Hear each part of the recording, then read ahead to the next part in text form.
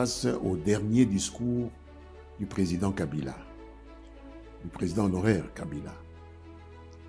D'abord, j'ai été frappé par cette exonération qu'il accordait si facilement à celui dont nous tous nous savons qu'il est le premier responsable de la dévastation qui s'est abattue sur nos provinces du Nord Kivu et du Sud Kivu, à savoir le président Paul Kagame. Pas un mot n'a été dit dans le dernier discours auquel vous faites allusion du président honoraire sur la responsabilité du Rwanda et particulièrement de son président que la communauté internationale dans son ensemble est en train de pointer comme l'auteur de toutes ces atrocités vécues par les populations du Nord Kivu et du Sud Kivu. C'est à lui qu'il faut poser la question de savoir par quelle alchimie on peut mettre fin à une guerre en pactisant avec l'agresseur. C'est ça le problème. S'il est entré à Goma, s'il a pu arriver même à Bukavu, c'est à partir d'où? C'est à partir du territoire de l'agresseur. D'après les renseignements que nous recevons de la part de nos compatriotes qui l'ont vu à Goma et à Bukavu, sa sécurité est assurée par des militaires rwandais, par les agresseurs. Alors, cette alchimie-là, elle nous donne un peu le tournis. On se dit, mais comment on en arrive là? Les personnes que vous avez combattues, aujourd'hui vous qui continuent d'ailleurs à agresser votre pays. Et vous pactisez avec eux, vous leur confiez votre sécurité. Alors on se met à poser toutes sortes de questions. J'ai parlé de nausées métaphysiques au cours d'une communication précédente. Beaucoup de mes anciens amis m'en ont voulu, mais c'est vraiment ce que ça provoque. On ne peut pas expliquer cela. C'est le vertige que cela peut donner à tout esprit normalement constitué. Est-ce que certains peuvent dire qu'il a toujours été des mèches avec le Rwanda ou certains le pensent, et les faits semblent leur donner raison. Puisque s'il n'y avait pas eu ces accointances-là, qu'est-ce qui peut expliquer aujourd'hui est-ce que c'est une réconciliation ou simplement un retour dans le camp auquel on appartient? Ce sont des questions que nous nous posons tous. Et encore avec un peu de recul, est-ce que vous regrettez d'avoir un jour travaillé avec lui au regard de son attitude? Mais il n'y a pas à regretter puisqu'on n'a pas travaillé dans une maison particulière ou familiale. On a travaillé pour l'État. Lui travaillait pour l'État. Moi aussi, je travaillais pour l'État. Je n'étais même pas dans son parti. C'est la dispensation politique qui nous a obligés à nous mettre ensemble. Nous, lumumbistes, lui, kabiliste, et on s'est mis ensemble pour travailler pour l'État, qui est notre maison commune. C'est sa maison, c'est ma maison. Donc, je n'étais pas à son service. Lui et moi, nous étions au service de l'État congolais. Il faut retenir cela. En tout cas, il faut que les téléspectateurs retiennent. Cela aussi, on se dit, mais si vous aviez un message à lui adresser, vous lui direz quoi?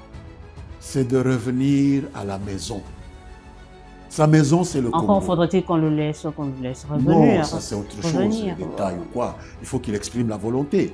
Tout cela s'est fait avant même qu'il ait ses problèmes avec la justice. Tout cela s'est fait avant même qu'il puisse donner des preuves d'une collusion avec l'agresseur de notre pays. Donc, cela s'est fait avant, cela peut se faire après. Nous sommes des hommes de chair et de sang. Nous pouvons poser des actes répréhensibles. Mais il y a un proverbe qui dit que le tout n'est pas de poser un acte répréhensible, mais c'est la persévérance qui est diabolique. On peut arrêter lorsque vous prenez conscience que l'acte n'est pas défendable. Il faut faire une introspection et changer d'optique. Je pense qu'il est encore temps de le faire. Les Congolais lui en sauront gré et sauront en tenir compte, malgré tout ce qui a été fait pour sanctionner, on va dire ainsi, son comportement. Ça peut se faire via un dialogue. Naturellement. Vous êtes pour ce dialogue que certains demandent de tout leur vœu pour que, comme je disais, d'autres disent que non, on a échoué sur le plan militaire.